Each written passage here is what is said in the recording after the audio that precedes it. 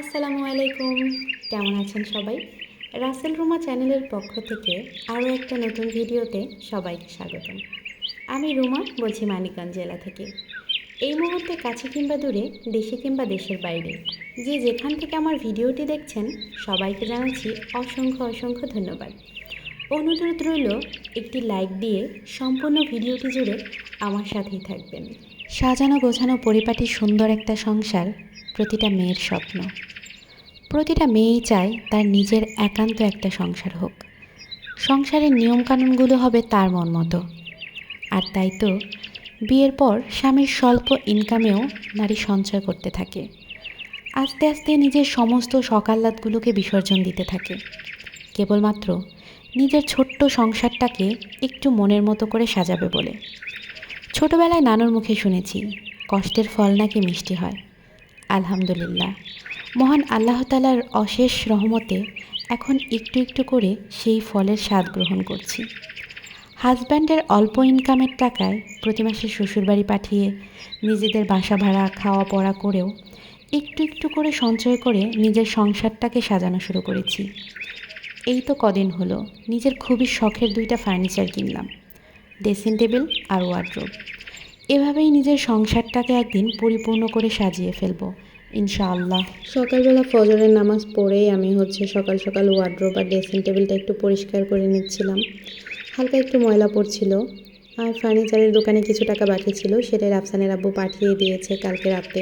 টুকিটাকি আরও কিছু কাজ ছিল, সেগুলো অফ ক্যামেরাতে সেরে আমি চলে এসেছি রান্না করতে।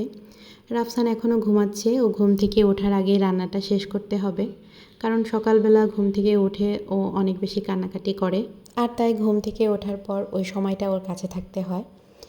আর আমি রাফসানের আব্বু যাওয়ার পর থেকে সকালবেলায় একবারে রান্না করে রাখি, আর রাতে যদি কোনো কিছু দরকার হয় তবে ছেলের জন্য সেটা আলাদাভাবে রান্না করি। তো আজকে আমি তেলাপিয়া মাছ দিয়ে পটল দিয়ে রান্না করব, আর পটলের ছাল ভর্তা করব। ধৈর্য, আল্লাহর ওপর ভরসা আর মানিয়ে নেওয়ার ক্ষমতা, এই 3টা জিনিস আপনার মধ্যে থাকলে আপনি হবেন সংসার জীবনে সবচেয়ে সুখী ব্যক্তি।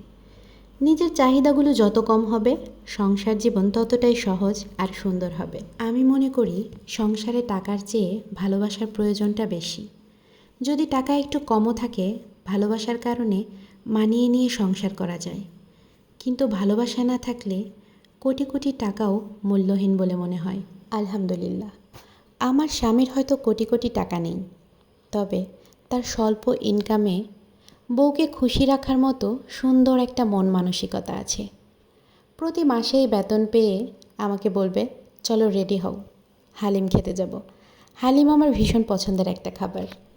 আর আমার মনে হয় বাংলাদেশের 90% নারী তার স্বামীর কাছ থেকে শুধু একটু গুরুত্ব আর একটু ভালোবাসা চায়। আপনাদের সাথে কথা বলতে বলতে আমি আলু পটলটাকে সুন্দর করে কষিয়ে ঝোলের পানি দিয়ে মাছগুলোকে দিয়ে দিয়েছি। এবার আমি পটলের ছালগুলোকে সুন্দর করে ধুয়ে নিচ্ছি। এগুলো আমি ভর্তা করব। প্রথমে আমি পটলের ছালগুলোকে সিদ্ধ করে নেব, আর এই মাসটাতে আমাকে প্রয়োজনের তুলনায়ও একটু বেশি হিসেব করে চলতে হবে, কারণ মাসের শুরুতেই অনেকটা টাকা খরচা হয়ে গেছে। এদিকে আমার তরকারিটা হয়ে এসেছে, এবার আমি একটু জিরা গুঁড়া দিয়ে তারপর তরকারিটা নামিয়ে নেব। আমি এখানে 2টা মাছ রান্না করলাম, আসলে 4টে মাছ রান্না করতে পারতাম, তবে ওই যে বললাম এবার আমাকে এই মাছটা একটু হিসেব করে চলতে হবে। যদিও আমরা মেয়েরা কিন্তু সব সময় হিসেব করে চলি। তো এই তো পটলের ছালগুলো কিন্তু সিদ্ধ হয়ে এসেছে। এবার আমি এগুলোকে আবার একটু সরিষার তেল দিয়ে ভেজে নেব। 2টা রসুন নিয়েছিলাম, একটা পেঁয়াজ, কিছু কাঁচামরিচ আর 2টা শুকনা মরিচ নিয়েছি। এগুলো সুন্দর করে ভেজে তারপর বেটে নিব। আসলে পটলের ভর্তাটা কিন্তু এক একজন এক এক রকম করে খায়। এখানে কিন্তু অনেকে কালিজিরাও ব্যবহার করে, তবে আমার ঘরে কালোজিরা ছিল না, তাই আমি কালোজিরাটা আর ব্যবহার করলাম না। তরকারিটা আমি বেড়ে নিয়েছি, কারণ রাফসান উঠে গেছে আর ওর ক্ষুধা লেগেছে, ও বলছিল ভাত খাবে, তাই ভাবলাম আগে ওকে ভাতটা খাইয়ে নিই, তারপর আমি ভর্তাটা বেটে আমি নিজে খাবো। তো আমার ছেলে কিন্তু পটল খেতে ভীষণ পছন্দ করে। এই যে পটলগুলো আমি ওকে এভাবে দিব, ও হাত দিয়ে সুন্দর করে খেয়ে নেবে। রাফসানকে খাওয়ানোর পর আমি ভর্তাটা বেটে নিয়েছি। আমি আসলে যতটা আশা করেছিলাম ভর্তাটা খেতে তার চেয়েও দ্বিগুণ মজা হয়েছিল। খাবার দাবার শেষ করে তারপর হচ্ছে আমি আজকে একটু আমার এই কিচেন র্যাকটা ধুয়ে নিব।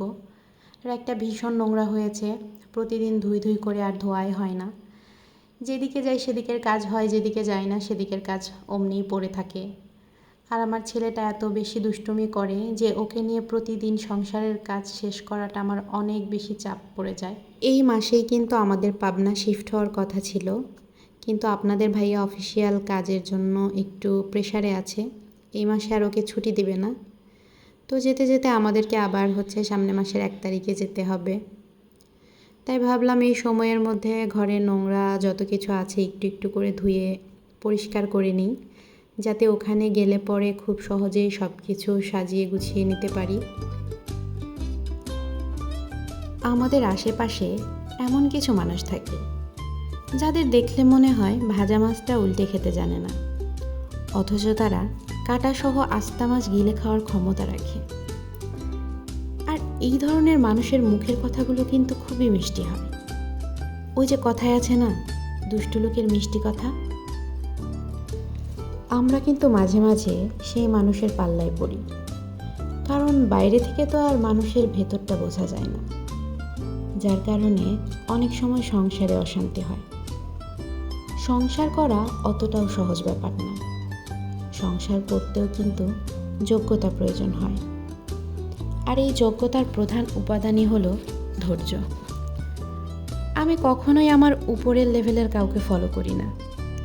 যদি কখনো তাদের লাইফস্টাইল দেখে আমার নিজের মধ্যে আফসোস কাজ করে, আমি সবসময় আমার নিচের লেভেলের মানুষগুলিকে ফলো করি আর বারবার আল্লাহর কাছে শুকরিয়া আদায় করি। তখন মনে হয় আমি যে লাইফ লিড করছি অনেকের কাছে এটা স্বপ্ন। র্যাকটাকে সুন্দর করে ধুয়ে মুছে তারপর হচ্ছে ঘরে নিয়ে এসেছি। এবার এখানে আমি এক টুকরো কাপড় বিছিয়ে তারপর আস্তে আস্তে করে থালা বাসনগুলো রেখে দিচ্ছি। এই কাস্টার্ড পাউডারটা আমি আরও 1 বছর আগে কিনে এনেছি, এখনও খুলিনি, যদিও এটার মেয়াদ হচ্ছে 27 সাল পর্যন্ত। তবে আমি বুঝেই উঠতে পারি না আসলে আমি এটা দিয়ে কী রেসিপি বানাবো। আর এই যে স্ট্রবেরি কিউট কিউট বাটিগুলো আমার কাছে অনেক বেশি ভালো লাগে। এগুলো টোটাল 5টা বাটি ছিল। আমি জানি না আমার ছেলে আর বাকি 3টে বাটি কোথায় ফেলে দিয়েছে। এই 2টো বাটি আমি খুঁজে পেয়েছি। সত্যি বলতে আমার থালা বাসন অত বেশি নেই, আছে সীমিত পরিমাণে। মধ্যবিত্ত পরিবারের বউরা যে কী পরিমাণ হিসেব করে চলে সেটা তো সবাই জানেন। আর যতটুকু আছে তার মধ্যে অর্ধেকটুকু আমি হচ্ছে বস্তাতে ভরে রেখেছি।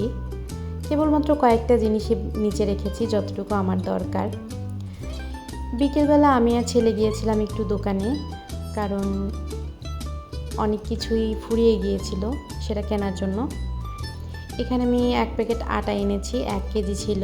এনেছি একটা পাউরুটি, প্রায় 15-20 দিনের মতো হলো রাফসানের জন্য কোনো ধরনের পাউরুটি কেনা হয় না। এনেছি ডিম, সস, একটা চকলেট কেক। রাফসান আসলে পাউরুটির স্যান্ডউইচ খেতে ভীষণ পছন্দ করে। এনেছি 1/2 কেজি চিনি, মানে খুবই কম বাজার করেছি, আমার যতটুকু প্রয়োজন আর কি, অতিরিক্ত কোনো কিছুই কিনি নাই। আরও এনেছি 1/2 কেজি মুড়ি। মুড়ি ছাড়া আমি একদমই চা খেতে পারি না। ভিডিওটা দেখতে দেখতে যারা এই পর্যন্ত চলে এসেছেন অথচ একটা লাইক দিতে ভুলে গেছেন, অবশ্যই মনে করে একটা লাইক দেবেন এবং সুন্দর একটা কমেন্ট করবেন। আপনাদের সুন্দর সুন্দর কমেন্টগুলো আমি যখন পড়ি তখন আমার ভিডিও বানানোর উৎসাহ দ্বিগুণ বেড়ে যায়। কথা বলতে বলতে ছেলের জন্য বিকালের নাস্তা বানিয়ে নিলাম, আর এখন আমি হচ্ছে আমার জন্য একটু চা করে নিব। আর এটাই হবে হচ্ছে আজকে আমাদের মা ছেলের বিকালের নাস্তা। তো আজকের মতো এখানেই বিদায় নিব, দেখা হবে নতুন কোনো ভিডিওতে। ততদিন পর্যন্ত ভালো থাকবেন, সুস্থ থাকবেন, আপনজনদের খেয়াল রাখবেন। আপনার জীবনের প্রতিটা মুহূর্ত হয়ে উঠুক ফুলের মতো সুন্দর। আল্লাহ হাফেজ।